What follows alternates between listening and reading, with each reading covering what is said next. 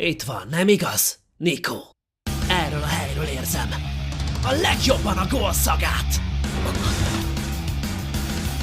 Te és én egyformák vagyunk. Én győztem, Nico.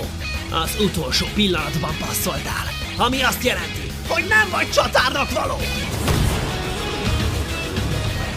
Győzni akarok. A mai napon újjászületek! Szép volt, Isagi! Francba! Rajtad áll! Értettem, rajta vagyok!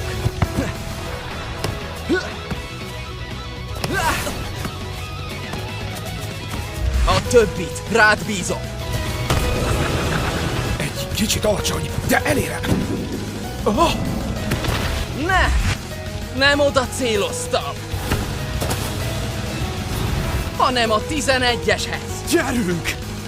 Lőd be, te egoista! Isagi Yoichi! Én csatár vagyok!